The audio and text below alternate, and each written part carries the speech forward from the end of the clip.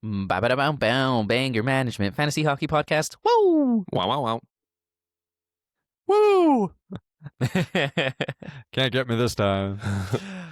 Feels like Welcome y'all to Banger Management, the Fantasy Hockey Podcast with Jake, Josh, and Kevin. Woo! Today, It's gonna be the day. They kind of throw it back to you. I wanted to let you do that.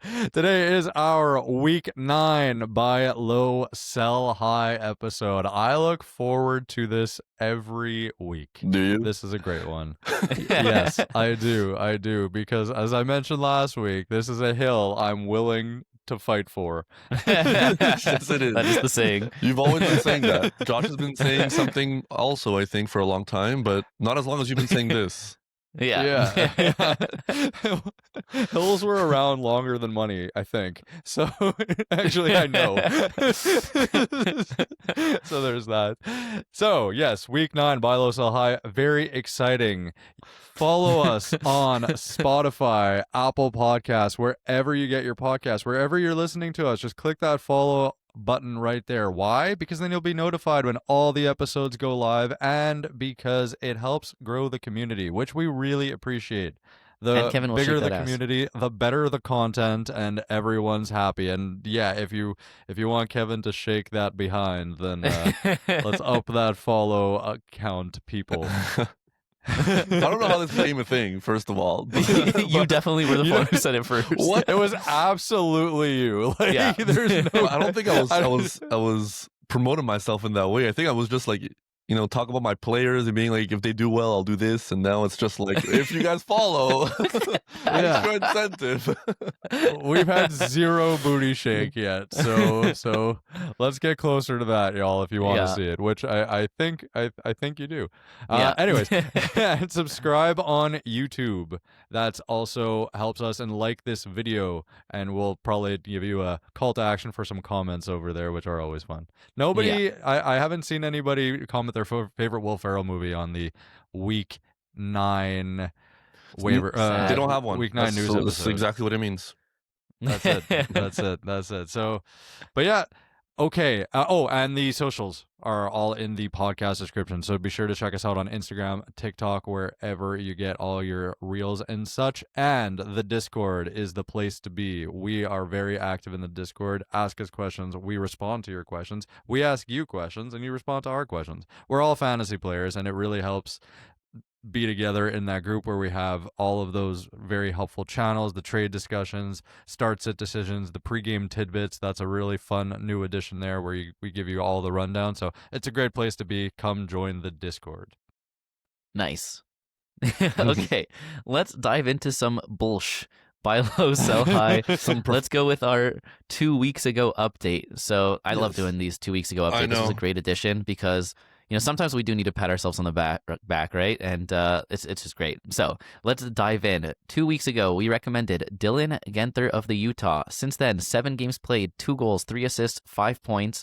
It's not the flashiest thing, but I think he's still could be considered a bit of a buy low, although 5 points in 7 games is nothing too bad. The shots are still great. He has the deployment. Ever since that blip where he missed power play 1 for a game, that hasn't happened again. So I hope, if you buy him low now, you're going to have to pay more than you would have had to pay 2 weeks ago. So I hope you did buy low on him.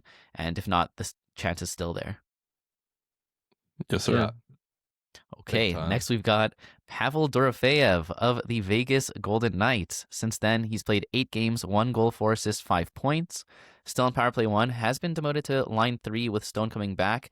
I don't expect that to last. Kevin actually did buy low on Dorofeyev, and I think he's very happy about it. I'm jealous. I still think it's an amazing buy low. Yeah, I think once he gets back into the top 6, I think we're really going to see everything pop even more. But just the fact that Stone is back and the power play is going to be even better, I'm excited for Dorofeyev, and I think the window is still open currently. So if you don't have him on your team, I think the price is very reasonable right now. Yeah, Yep. and that power play is going to go off soon. Mhm. Like, it was really going crazy at the start of the season. He was the trigger man, and now that Stone is back, it's going to get back to what it was. Yeah, exactly. Okay, and lastly, we had Connor Hellebuck. Since then, he's only played one game. He won it, got .912 save percentage, 2.77 goals against average, and then he got injured, and he's out 4 to 6 weeks. So somehow he's even more of a buy low. Yep. So Yes. that was pretty impressive that Jakey could tell that there was something with his arthroscopic knee, and he could see it through the pads, and he knew that that this was the moment to pounce. So good on Jakey for that one. That's another great buy low. I actually in one of our different leagues I did buy low on Hellebuck. I pulled off. It was a shallower league, so not as deep as our league of record, but I was able to pull off a trade. If I tell you who I traded for Hellebuck, it might be a little spoiler, but I traded Seth Jarvis and Jeremy Swayman to a team that had Hellebuck and was a bottom 2 team in the league right now, so they needed the current help. And I'm really happy about I that love because that. my team is pretty stacked. I opened up a streaming spot and I got a massive upgrade at goalie for the playoffs. So Love Yeah. that. I just want to say, definitely buy Dylan Gunther now if you haven't already, because 8 games over the next 2 weeks.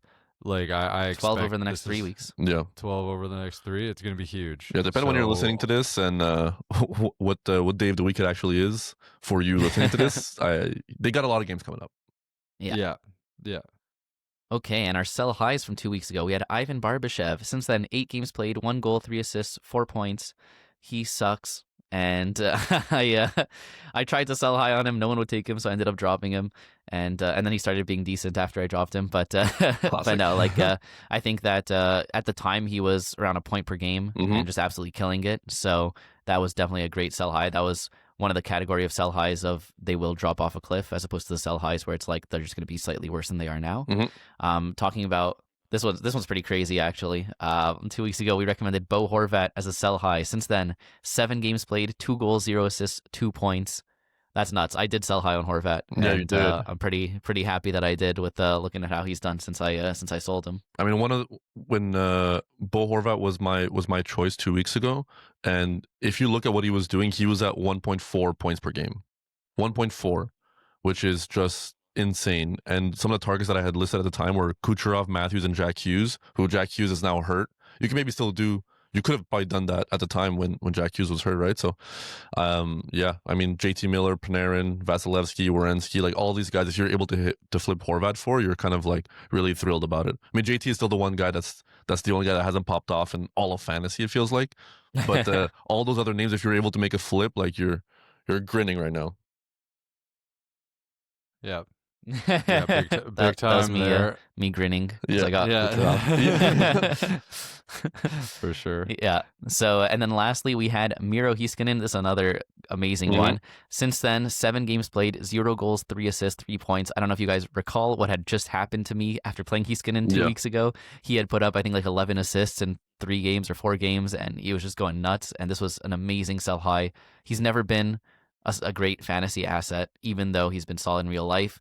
Even with that power play deployment and with Dallas being one of the best power plays and best teams in the league, this is more what I would expect from him. Yeah, we've had better buy low weeks, but this sell high week was crazy. Yeah. Absolutely absurd. We just on all fronts just did so well, and the thing with the Heiskanen one, I'm shocked because over that span they had an 8-goal game and a 7-goal game, and he got 1 assist in both of those. Yeah. And just a reminder, like when Heiskanen was Jakey's sell high pick, and if you listened to us and did the trades for the guys that Jakey listed, like you could have got Evan Bouchard, you could have got Jake Sanderson, you could have got Zach Werenski at the time. Gunter was still an option back then, and even Forsberg. So like if you made the trade of Heiskanen for one of those guys, and maybe you're even able to get like plus in value, like right now you're laughing.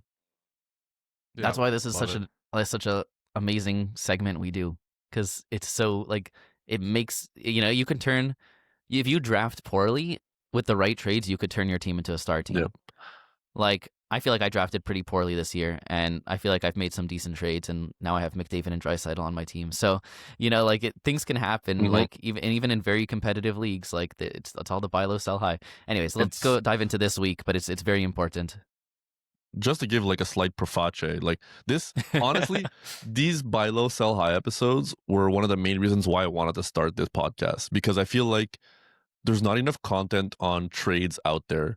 People that do buy low, sell highs, or just trade targets, it feels like it's on a monthly basis. We do this episode every week, so we're keeping tabs on like who's been hot over the last couple of weeks, who's been hot over the last month, who's cold. And we love trading. We're addicted to trading. We're trying to do it as much as possible. And I just want to have targets every week that I can try to make moves on. So I really love when we do this episode. And I feel like it's one of the episodes that people look forward to the most because they also want to trade. And the fact that we're just giving them names to be able to take action on is just fun. And I think we have a great slate of names today as well. So yeah. So let's dive in to this week. I just want to say before we do that, if I was controlling the recording right now, I would have given you the claps. Oh, yay. Wait, can I? Is it a reaction thing? Crazy thought, but you could have also just used your hands to clap. Yeah, you could. Whoa. I know the technology has gotten, it's like, AI, how do I make a clapping sound? Yeah, you could do the AI, make hands clap. Yeah, exactly. Alexa, clap my hands for me, please. Yeah. And for all you watching on YouTube, I'm sorry about this insane reflection right now, but he looks like a cartoon villain. Yeah, exactly. I look like Harvey Dent. Yeah, exactly. Also, breaking news from the Discord. Kerfuffle was asking about pulling off a trade for JT Miller. Guess what trade he's about to do? What? Alex Tuck for JT Miller straight up. That's crazy. What? In a bangers league. Yep. That's nuts. That's a great buy low, sell high. JT Miller is not highlighted on this episode, but know that he's still a target that I wanna get just because the price is so low at this point, and I think the upside is still there. All the Rangers are clicking except him. I just felt like that was worth mentioning on the podcast as we record because he was. I was talking to him last time in the Discord, and he was just like, "All right, let me try to see if I can send some offers." And the fact that I was like, "You can send Tuck plus to get JT," is just like I can get JT for Tuck apparently. So I do that, right? That's nuts. Yeah, insane. Crazy. Especially in a buy low, sell high episode. So like Josh said, that's perfect timing. Wow. Yeah. Amazing. Okay, let's dive into our buy lows for this week. So, my choice for this week is Auston Matthews of the Toronto Maple Leafs. On the season, he's averaging only 0.78 points per game, 0.11 power play points per game, 3.8 shots, 10.6 faceoff wins, and 1.8 blocks. He also missed 5 games due to injury and has just returned to the lineup. His backhats are still elite, but his points and power play points are truly awful. We knew the Leafs were going to be worse without Marner, but they currently sit at 27th in the entire league. I don't think any of us, even Jakey, expected them to be this bad. Jakey had them at 5th in the division. They're at 7th, barely above the Sabres, so they're even worse than Jakey expected. His shooting percentage this year is at a 13.2% versus a career average of 15.8. It doesn't seem like it's that much lower, but in the years that he's really popped off, he's had a shooting percentage over 17% 4 times in his career. So it's much lower than what we know he can accomplish and what he was drafted to accomplish. His even strength production isn't that much lower than we expected. The biggest issue is the power play production. Toronto is 28th in the league on the power play compared to 9th last year. I know the loss of Marner is huge, but they still have way too much talent on this power play unit to be this bad. The coach knows it's an issue and is shuffling the power play until it starts to click, and when it does, it'll be too late to buy low on a guy who was probably picked top 5 overall in your league. Some good one-for-one targets that I've got, and interested to hear what you guys think, if these are achievable or not. We got Leo Carlson, still killing it, Macklin Celebrini, Mark Scheifele, and Brandon Hagel. I love this. I'm trying to actively buy low on Matthews almost every day. The truth is that I am worried because the loss of Marner is that clear catalyst as to why the Leafs are worse, and he himself, who for the majority of the time he played with Marner, like since post Babcock era basically, and I'm like really wondering how it's gonna go. That being said, still way I expect him to be so much better than this. Like this is way underperforming. So to me, the targets you put Hagel and Scheifele, I'm not sure. You'd have to probably add, even though Hagel's been a beast. More on that later. But Celebrini, like I have Celebrini, and I think that you could get it done, and I'm like the fact that I'm scared to do it is saying something. You know what I mean? Like I would. Owner. Looking out, fair. Like as a outsider looking in, I feel like Celebrini for Matthews is just obviously Celebrini's going to be a stud for the rest of the season, like no doubt about that. Yeah. But Matthews, we know like the ceiling that he has, and there's a reason he's a top 5 pick like consistently. Yeah, but I really think that that's the one that could do it. And I think that could get done one for Yeah. one. What about Leo Carlson? You think that you'd probably have to add to that, right? Yeah, like a Leo Carlson plus like an Alex Tuck or something. Now that that's top of Yeah. mind. Yeah. Yeah, Leo Carlson, it's like he's actually just been better than Celebrini even this year, which is bonkers, Yeah. especially in faceoff But wins slowing leagues. down too. Yes, exactly. That's why I feel like there's less hype, that the Matthews owner may be like, nah, like, this isn't Mhm. it. There's something about what Celebrini, like the name value, even though I mean he's a young player, whatever, but it packs more of a punch in a trade that I think it's more likely to get done. So Celebrini's the only one where I think you don't need to add. Shifley's a great option too, by the way. Like that's like I haven't really spoken Underrated. too much about that. Totally underrated. Yeah, it's a scary time to buy him, but it's an amazing buy. That's why because it's the of only time you percentages can, right? Mhm. Yeah, absolutely. Yeah, We- you pointed out all the right percentages too. So We were very scared at the beginning of the season when, like Panarin was a guy that we kept highlighting on a weekly basis because the Rangers were just not scoring at all and it looked bad. And we know he has a 120-point ceiling in his bag. And it looks terrible until it doesn't. And then you're just like looking back, you're like, I can't believe I was scared to do this. Of course it's Panarin, or of course it's Auston Matthews. You know what I mean? Like Yeah. we're around When the you hit a corner. high enough tier of player, Yeah. you don't have to like worry that they're gonna, turn into a pumpkin out of nowhere. Yeah, You it's know? like Kucherov. He's not gonna be 0.8. Yeah. We highlighted him early in the season as well. Like there's very rare windows of opportunity for guys that are picked in this tier of players. Like in every fantasy league, there's like 8 guys that are drafted at the top, and it's like the McDavids, Draisaitl's, Kucherovs, Matthews, who am I missing? Makar, Kaprizov. Like these guys are a tier ahead of everybody else in your fantasy leagues.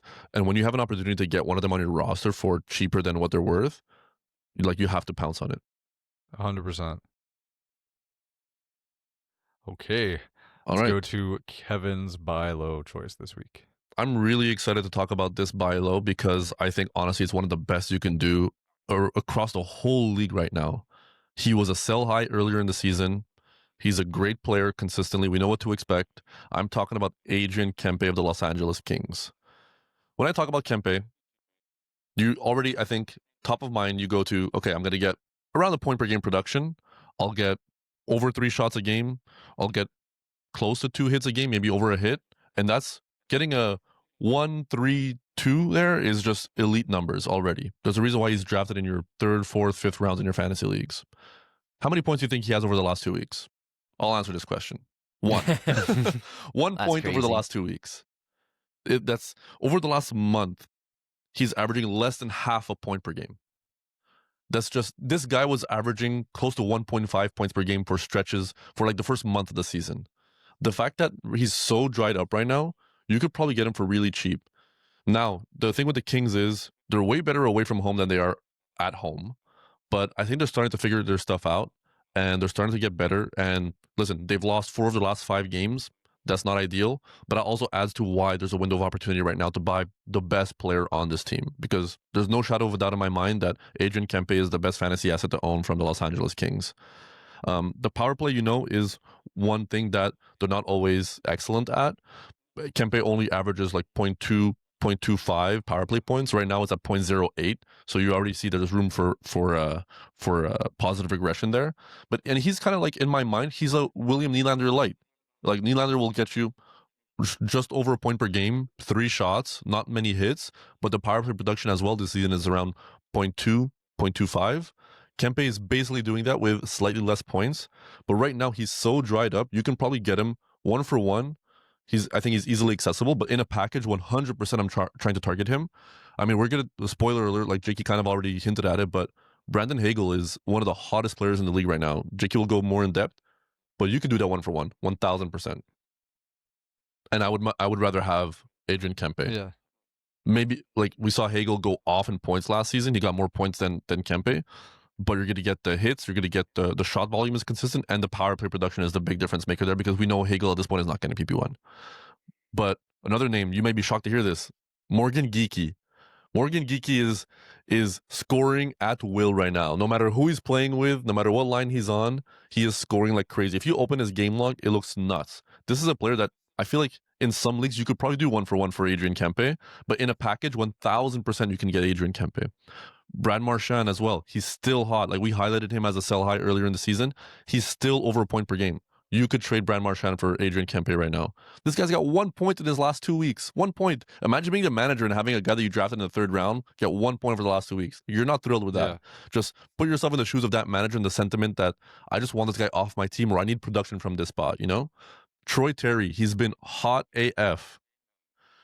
Lehkonen as well as another name I wanted to highlight. Like I feel like these are lower tier players that in some leagues could even be on waivers during a rough stretch, but right now they're producing at elite levels. And if you're able to tier up to a guy like Adrian Kempe that you know you're going to get consistent production from, he's going to hit the categories for you, and we have a large sample size of history to know that there's way better days ahead.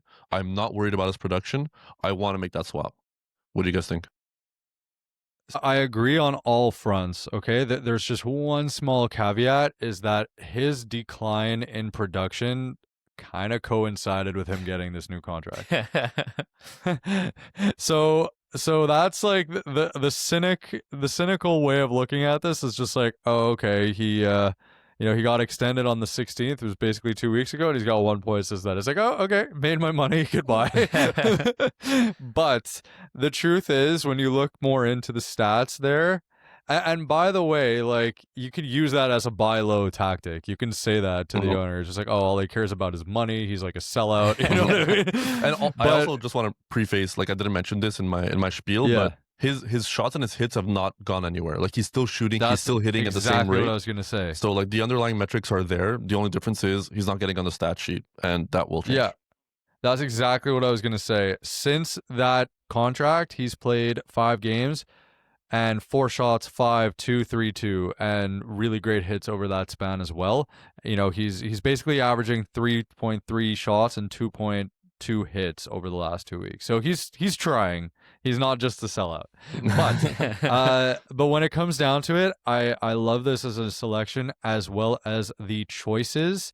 Hagel, Geeky, Marchand, I actually think it's closer to 1-for-1. You can do that Terry for sure, and 1-for-1. Terry and Lehkonen you'll need to add, but a minor piece because it's I mean, understandable Terry's a that sell the high Kempe in owner. himself too. Like Terry over the last month is at over a point per game. Like that's just Okay. you're comparing the numbers one versus the other. Like Terry has had success throughout the whole season, but rest of the season I'd much rather have Kempe. Sure, if you could get that done, that's amazing. I just think it's less likely. But Yeah, the top name 3 value is that you less. mentioned, Hagel, Geeky, Marchand, you'd be so happy with Kempe over those guys the rest of the season. So I love it. Yeah, I fully agree with this one. Obviously, in our league, it doesn't apply because the Kempe owner is just upset. Like, Kempe's his favorite player, and he drafts him every year, and it's not even a question. Even if Kempe puts up 0 points the rest of the season, he's still not going to trade him. So, in our league, I would love to send Geeky for Kempe, but it's not going to happen. You could try. But in general, no, should try. I'm not even going to bother. But in general, that it's a great buy low. I also like with the power play. I don't know what you guys think about this, but I prefer when a power play like that should be better is like 30th than when it's like 20th, because like when it's really, really bad, it has to be addressed. Yeah. Like the coach can't like sweep it under the rug and say, oh, we can work on other stuff and improve our game. Like if your power play's 30th in the league, you have elite players, you need to be making like adjustments and Clark, trying to flip it around. Yeah, exactly. Like you need to be doing something to boost it. So fact is that the fact that their power play's 30th makes me more certain that it's going to get better as opposed to if it was something like 20th. And yeah, the backhats are there. He's going to be a point per game. It's like you said, he's kind of like reminds me of Gensel, where you just know exactly what you're going to get with him. And so when you know exactly what you're going to get, all these guys that are great targets. And I think you could do Hagel for Kempe plus at this point, honestly. Mm-hmm. Yeah. Yep. Okay. Perfect segue. Everyone's favorite time of the week. When I get into my buy low. This is going to be quite the quite a discussion. stir in the banger did it management co-host group chat. Yeah, let's just say Did it that ever. I was gone for the day to I was getting a Christmas Mysteriously. tree with my wife's family, and I come back to about 100 messages between my esteemed co-hosts going back and forth on whether this was the worst pick of all time or a really good pick. Let's just say that there were some paragraphs sent back and forth. But anyways, Jakey, go ahead. Okay. So let me preface this one with saying that if anybody does not like this suggestion, it means that you're jealous of his mustache. Kevin. I That's could why get a he picked great up Skinner. mustache. It's true. Now you got a strong mustache, but it's not as strong as, and no, not because it's a bad mustache. Just nobody has a mustache like the Nashville Predators' best player, Filip Forsberg, who's my buy low. So, the reason I think that some people may be surprised with this choice is because he's been very good for your banger cats and shots all year. But where I really think his improvement is going to come is in the points category. Forsberg was a tremendous disappointment to start the year last year. I owned him over the whole year, and at the beginning of the year, I honestly never felt closer to Josh because he was calling me every day trying to negotiate trades for Forsberg. It's true. Last year, through his first 25 games, he was at 0.68 points per game with pretty decent banger categories. This year, through his first 23, he's at 0.74 points per game. So is that 0.06, sorry, really that different? When he bounced back last year, he ended up scoring 59 points in 57 games, averaging 1.04 points per game from end of November until the end of the year. That's a 0.36 points per game uptick from how he started the season, which is I think we could all agree that's a pretty big, difference. For him to replicate scoring 76 points in 82 this year, which is what he did last year, he needs to score a point per game rest of season.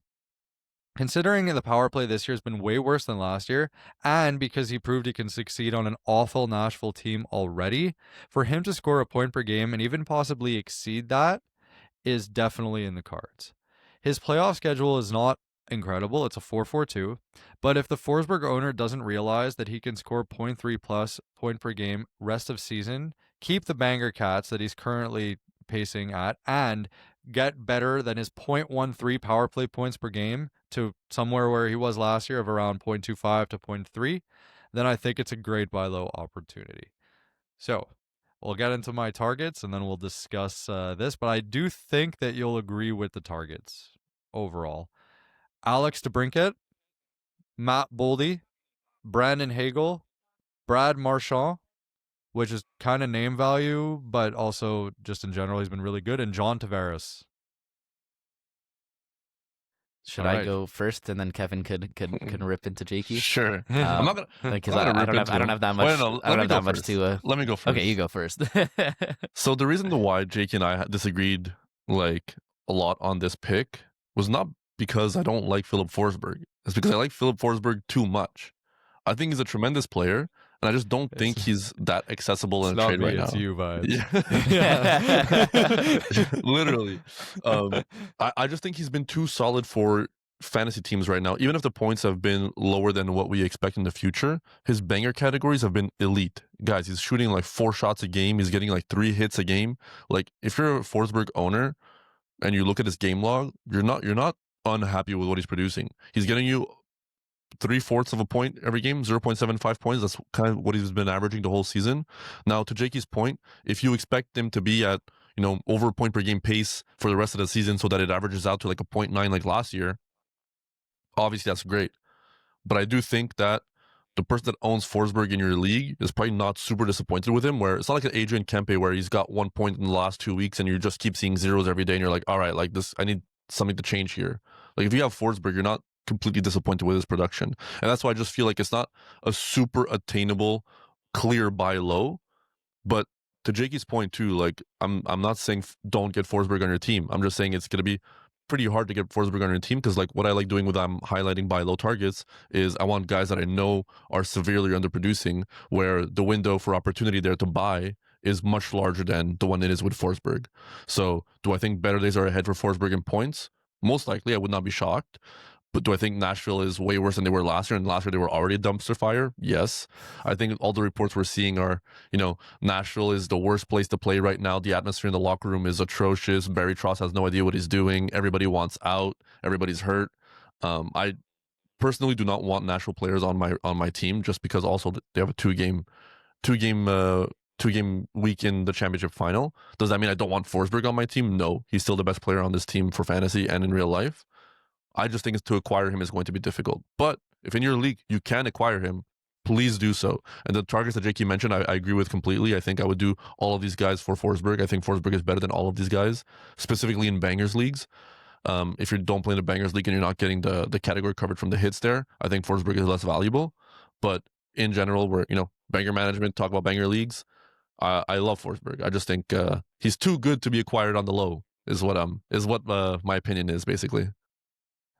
I came up with it basically because I own Forsberg in our league, and I'm kind of not super happy picking him in the second round over guys like, Vincent Trocheck, Marty Necas, which whatever, Connor Bedard. Even like we spoke about this on our News and Would You Rather episode, but Jesper Bratt. Josh and I both prefer Forsberg over Bratt. Kevin chooses Bratt. And this is a guy who was picked 2 rounds later. Yeah. You know what I mean? So was it a bad pick where I picked him? Like, I'm content with the banger cast, but I'm expecting him to put up that 0.9 points per game, which I know he can do. And that's it. It's like where there's guys who were picked later, like Jason Robertson, Brandon Hagel, John Tavares, another one that I mentioned, right? Like these guys are all picked 3-4 rounds later, some of them, and you could. But those guys don't have the shots and the hits that Forsberg does, and that's the main reason why Forsberg goes so high in banger league is because he has insane category coverage that you could rely on. And better than 0.7 points. That's what I think. He's 0.4 for the last 2 weeks. Yeah, 0.75. Right? So like, on the season. Yeah.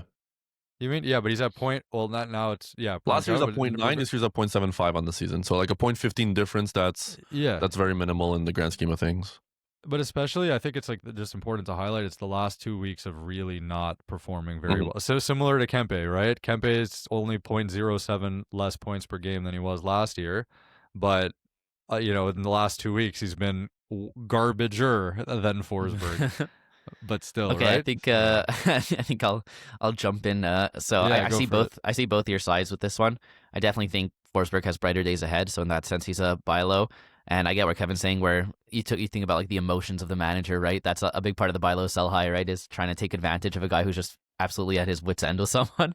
So I get what he's saying, where you might not. The Forsberg owner's probably like, he's not doing as well as I hoped, but at least he's getting me the banger cats. So I think it goes both ways. I think he's a solid buy low, but like maybe not the biggest buy low ever. And in terms of your targets, actually the one that stands out to me I think is Boldy. I don't know, I might take Boldy over Forsberg at this point. All the others I think are great, and I think you can pull them off. I don't know, you guys both prefer Forsberg over Boldy? I think for me it's the hits. The hits are a big difference because I think Forsberg will get more shots and more hits. Boldy will for sure get more power play points and more points. But let's say your team is already good at hits, I'd rather have Boldy, you know what I mean? Yeah. But I just think the shots are not that far off because Boldy's also an elite shooter. Yeah. So it's really just like points and power play points versus hits, and I feel like the difference is big enough that I'd rather Boldy. But that's a close one. But all the others I think are super good targets, and I think you pulled it off. Kevin, who gets more points the rest of the season, Forsberg or Kempe? Forsberg or Kempe? Rest of season? Yes. Give me Kempe. Beer bet? Yeah, beer bet that. As of today, rest of season, who gets more points? Exactly. I like it. That's a good one. Honestly, that's a good one. Yeah. This needed a beer bet after all the discussion going into this. We needed something in writing. I mean, he already gave me a free beer bet with Dorofeyev and Protas, so. we'll see. About that. No, I'm kidding. Anyways, let's get into the sell highs because I think we're taking a bit long with these ones. So my sell high is someone we've talked about so many times already on this episode, so I'll try not to get too much into it. But my sell high for this week is Brandon Hagel of the Tampa Bay Lightning. In the last month, he's averaging 1.42 points per game, 0.25 power play points, and 3.2 shots. Until recently, people wanted to drop him. I don't know if you guys remember that. Maybe like 2-3 weeks ago, but people were like, can I drop Hagel already? All of a sudden, he turned it on. Yeah, exactly. Yeah, and all of a sudden I love he turned those it on. Cinderella stories. Sorry, continue. From buy low to sell high, or like if you're Kempe, from sell high to buy low. You know, he's back to the Hagel we expected after last year, except he's way better. This production is super unsustainable, especially with his deployment. At this point in the season, I'm comfortable to say that Hagel will never be on power play 1 this year. Despite that, he somehow has 0.25 power play points in the past month, which are inflating his stats significantly. I'd expect his power play points rest of the season to be closer to 0, and for him to produce around 1 to 1.1 points per game, instead of the 1.42 he's currently doing this month. Pretty much the entire drop in his stats will come from removing those power play points, but he's also playing at his absolute ceiling at even strength, and I wouldn't be surprised to see that take a slight dip too. Overall, I'm still super happy to have Hagel on my team, but if you can flip him for an underperforming power play 1 star, then I'm jumping on that before he cools down. So essentially, it's the idea of just turning him into like a similar player who just has the better deployment. Mm-hmm. And some targets I'm looking at, I mentioned Auston Matthews as my buy low. Jesper Bratt, I know he had that 1 3-point game, but he's still a pretty solid buy low. Mitch Marner, what the heck is going on over there? So he's a pretty huge buy low. And Filip Forsberg, who Jakey just mentioned as his buy low. Yeah, definitely. I mean, as the Hagel owner, I'm a happy camper and then some right now, but I'm trying to shop him around because I know that this is the all-time value that he's going to have. I guess you can look at the catalyst, and now he's playing with Kucherov, and if somehow, some way, in some sort of incredible, non-existent world, he does get the power play, I actually still think it's a sell high, to be honest, because this production is just ridiculous. So, but I'd be happier, and it becomes less of a sell high. And all the targets, I do agree, except maybe Bratt. It's like a question mark, only because a stretch of the season that you're going to be a Bratt owner, it will be without Jack Hughes. So that's one thing to just say, but I'm still content with it. You know what I mean? I think you can maybe even get Bratt plus. I think you could get Bratt plus. And then I'm happy. I would do that 1 for 1 though. Like if whoever you're trading with doesn't want to do Bratt plus, like you get that 1 for 1. But I love this. I think this is kind of like not a double-edged sword, but it's sweet and sour for me because I'm playing against Brandon Hagel right now, who Jakey has on his team. And if I look at his game log over the last 4 games, he's got 10 points. 10 points in 4 games, no power play points, and he's got like close to 20 shots, it feels like at this point. It's honestly pretty ridiculous. This is completely not sustainable. He's got, 6 goals in 4 games and 10 points. It's nuts. You have to do everything in your power to try to sell him right now, because whoever's going to trade for him will look at his game log, we'll see what he's doing. We'll see Tampa's, on the up and up. He's playing with Kucherov. Like, all of these things are catalysts that can point towards his recent production, but we've seen it time and again. He's not going to get the PP1. And that's a big thing. When you're trading elite assets like this, you want guys that are exposed to the power play. Power play wins championships, honestly. Like, you want guys that are exposed to PP1 on teams because, that's a great floor for their production. And also, like, it's a category in itself. And in points leagues, like, you get extra points for power play points. And Hagel's not getting you any of those, even while sustaining the production that he is right now. We saw him do it last year. Like, he was over a point per game last year, no PP1. Like, he still gets some power play points on PP2, but it's not there. The shots are great. Everything is there. Like, Hagel was one of my reputation stakers before the season. Like, my signature pick, it was Brandon Hagel. And for a long time, it looked really bad because one of the reasons why I chose him for my signature pick was I believed he should get PP1. I still believe he should get PP1, but I do not run the Tampa Bay Lightning, unfortunately. And it doesn't look like they agree with me. So maybe one day. You heard it here first. But I think all the targets that Josh listed, are great. Just already the floor and power play production that you would be getting with these other players is much better. I do think, like, JK was kind of close with Jesper Bratt, but for me, it's a Jesper Bratt no-brainer. And I know I'm getting over a point per game, and I know I'm going to get like 0.3, 0.4 power play points, and that's way better than the 0.13 that Brandon Hagel will get. So win-win in my books. If you have him, you have a rare opportunity to trade a guy that has over a point per game production, no power play points, and level up to a guy that's going to get you power play points. Man, it's tongue twister when you say it so often. Yeah. Okay, Kevin, who do you have for us for your sell high?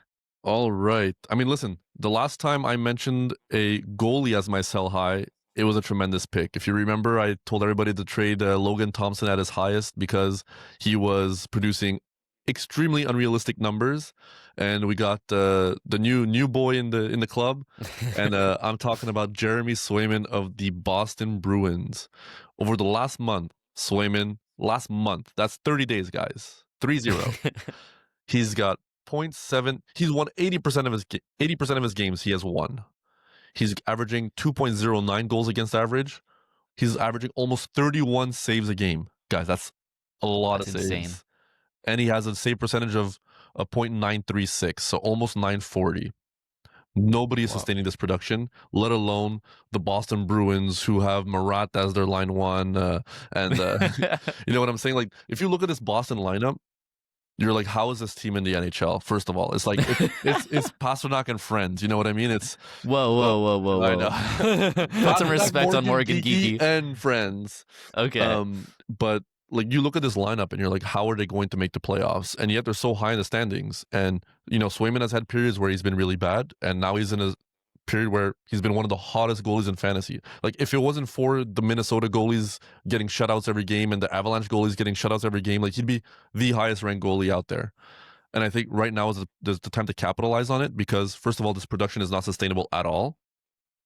I don't think Boston is a great team. I would not be shocked for, you know, the rest of the season if they fall out of a playoff spot and, you know, are in a lottery contention. Like, obviously that seems extreme given how good they've been recently, but I just do not believe in this roster at all. And even if you do believe in their roster, it won't be this good. I can promise you that right now. I bet my house on it. Check Zillow. But I just think right now you have a rare opportunity to tier up. And when I have goalies like this, I'm always trying to tier up, because one thing is reliable. You want goalies on great teams. You want goalies on championship contenders that you know they're going to get the bulk of the starts. And yes, I believe Swayman will get the bulk of the starts on Boston. I just do not believe Boston is a good team. And even if they were, he'd be a regression candidate. So I think right now, realistic targets. I mean, I told you guys earlier in the episode, I traded Swayman plus Jarvis for Hellebuck. That's a slam dunk to me, in my opinion. Like, Jarvis is a very valuable player. Like, don't get me wrong, but the tier up from Swayman to Hellebuck, you're getting a goalie that was drafted in the first round. I think it's a tremendous value, even though Hellebuck is injured for the next month. When he comes back, you're going to be glad you did that. I think you can get Bob. Now, this is a dicey one because Bob has not been good. On our recent waiver episode, we talked about, you know, Tarasov, you know, stealing some starts in the recent weeks. But long term, I think you can get, first of all, Bob plus, and I would be trying to get Bob plus. Like, even though Swayman is a sell high, you still want to get value for him. And right now his value is pretty high.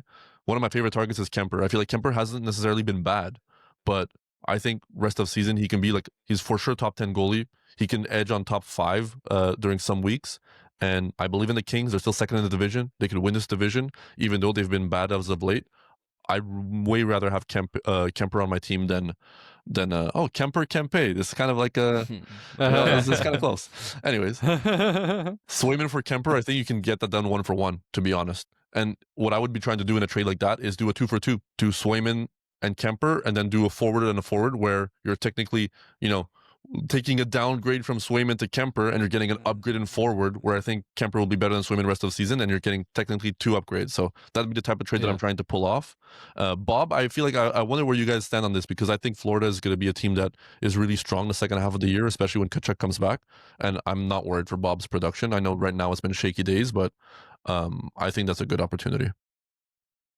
Yeah, I'm thinking you could get Bob plus. Really, you can for sure get Bob plus. It's scary, and there's a lot of reasons for the Bob owner to be pretty on edge right now owning him. This is an amazing sell high. I've been low on the Bruins since Josh has been saying follow that money, so literally since the day Josh was born. But I don't know. I think that you got to respect what he's doing, and this isn't. I think what you're getting at is not so much of a knock on Swayman as it is on the Bruins. So I'm totally with you here. And he got the contract to be their starting goalie. He's playing a ton of games, and just even for the best goalies on the best teams, these numbers are far from it. So there's so many reasons to think he's going to decline, and that's going to happen quick. Yeah, fully agree to what you both said, so I won't touch on it too much. In terms of the targets, Hellebuck's great, obviously the best buy low goalie you'll ever get because of the injury.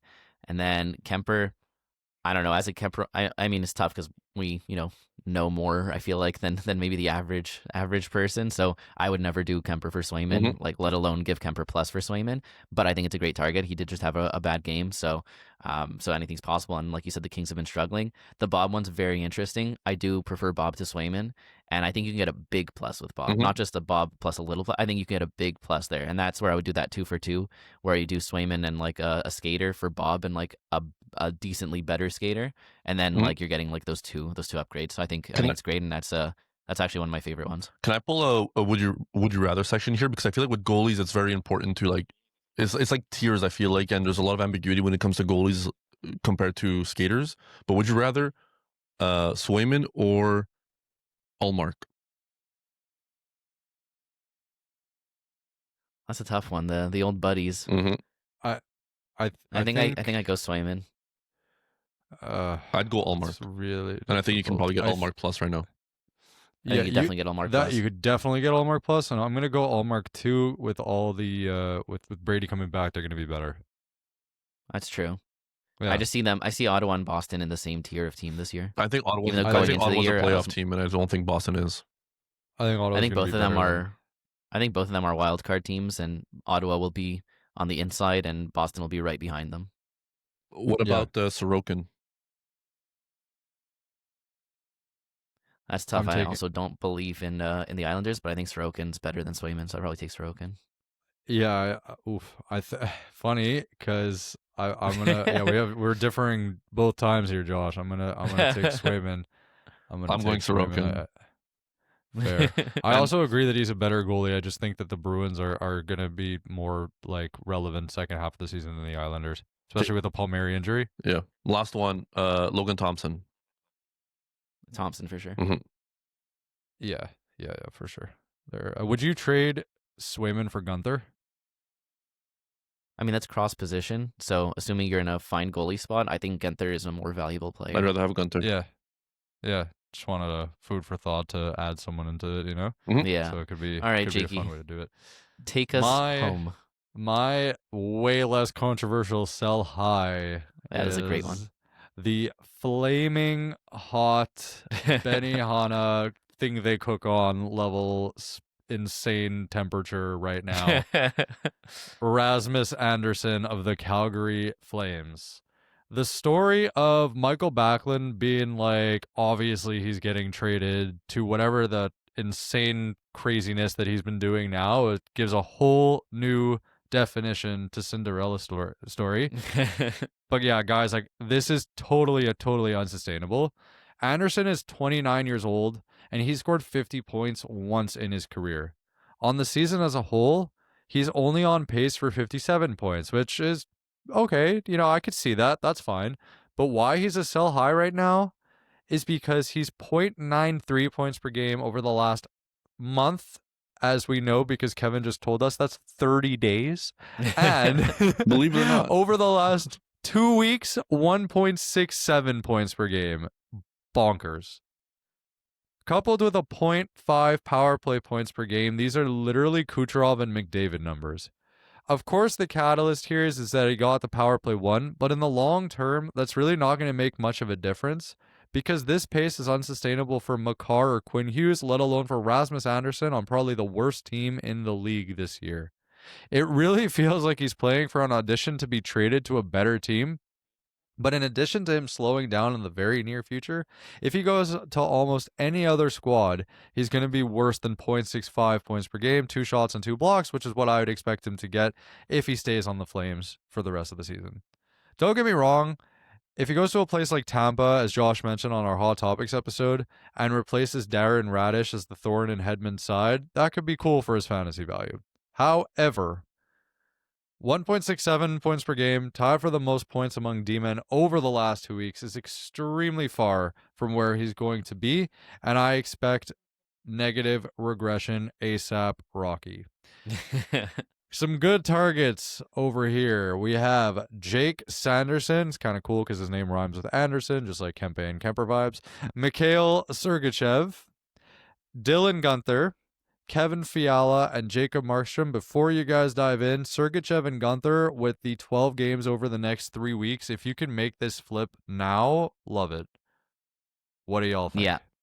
I mean, this is one of the clearest sell highs of all time. Everything you said is exactly true. I mean, like if this production was coming from a defenseman I actually thought was good on a team that I actually thought was good, I would still say it's unsustainable. It's exactly like you said. If this was like Makar or Hughes, I'd still be like, this is unsustainable. I'd be like, sell them for like McDavid or something. I don't know, like sell them for McKinnon. So like, no, this is the most unsustainable. Calgary has the 32nd ranked power play in the league, and he's at like 0.5 something power play points over the past 2 weeks. Like, no, this is just an app, like just a huge blip. If you're the Rasmus Andersson owner and you're not sending out nonstop offers, then honestly, like, you have not been listening to our episodes enough and haven't really, kind of like, it's so easy. You get your guy starts popping off and you're like, oh my God, that's it. My team just became the best team ever. Like, I'm chilling. I'm good for the whole year. No, this guy is not going to keep this up. So anyways, all that to say, this is an amazing one. In terms of your targets, Sanderson would be sick. He's starting to pop off, but I think you could still pull off, I doubt it 1-for-1, but maybe Anderson plus for Sanderson. And I'm super happy with that. Sergachev, I think you could pull off 1-for-1, and that's awesome. Genther, Fiala, Markstrom, I think you could pull all of those off 1-for-1, and I like all of them. Yeah. Yeah. I mean, not much to add. Josh covered most of it. Jakey, I agree completely with this take. Thanks, man. Yay! We're all friends again. I remember trading for Rasmus Andersson last season, and trading him away, after I had him on my team. And I traded him for Victor Hedman at the time. So listen, that's not a name that Jakey mentioned here, but if you believe in the Hedman supremacy when he comes back, I think 1-for-1, that's a trade that can easily get doable right now, especially if the manager who has Hedman is in injury troubles. I think if you don't do your due diligence to try to trade him away right now for, value, I'm not saying you're going to get fair value for a guy that's producing 1 point, whatever, points per game, but it's not going to be as good as this. His production can get cut in half, and he still might not hit that level of production for the rest of the season. I think the main thing with Anderson, though, is the trade capabilities. Like, if he gets traded to a team that needs a PP1 defenseman, like, in my mind, I'm thinking like a Minnesota or something. Like, if he gets traded to Minnesota and is the power play 1 quarterback there, I think he's going to have good value rest of the season. But right now, like, you can get that value in a trade by trading him away. So I think it's an excellent pick. I'd be trying to do it if I had him. And I like all the targets you listed. I'm saying when a guy like this that's hot like this, and also don't forget, Rasmus Andersson is an elite shot blocker as well. So if those are a category in your leagues, like, he's going to be bumped up the rankings because he's really good at that. Just start high, work your way down. There's a lot of guys that you could probably get right now. Yeah, definitely. And I mean, do you think he's going to get traded? Do you guys think that's I think for sure he's getting traded. Guaranteed. Calgary is one of the worst teams in the league. He's been rumored to be traded consistently. If you listen to one of the recent 32 Thoughts podcast episodes, like, Elliot Friedman said how, Anderson is like every day he changes his mind if he wants to get traded or if he wants to stay. And I feel like at the end of the day, like, he's having such a good season right now in this recent stretch that he's going to want to play for a contender. And I think a contender will want him on their roster. So I think a trade is inevitable. Yeah.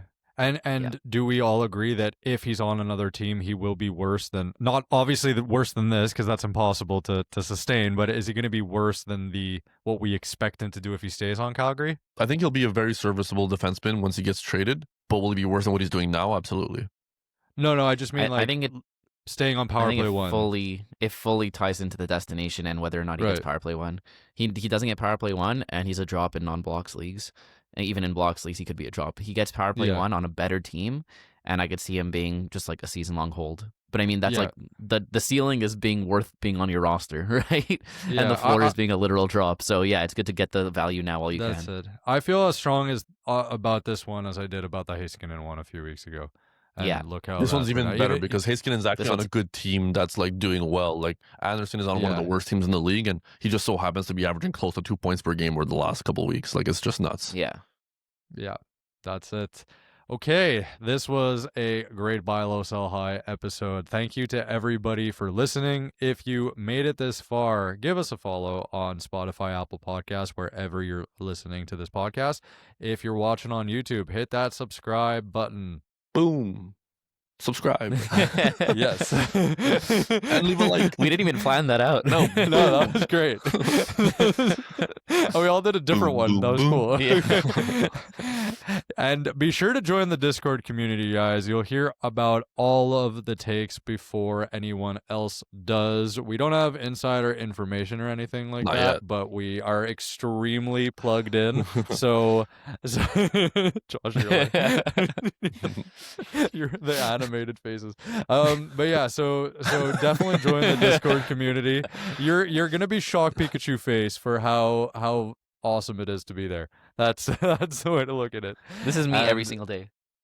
Yeah, actually. And the socials you could find Instagram, TikTok, wherever you look at your socials in the podcast description. So check those out as well. Did I miss anything? No, you're good. Help us help you. Goodness. Help us help you. There you go. Fire That's it. emoji. Take it away, Ernie. Ba-ba-da-bow-bow. Banger Management Fantasy Hockey Podcast. Woo! Woo! Woo! Let's go! Let's go.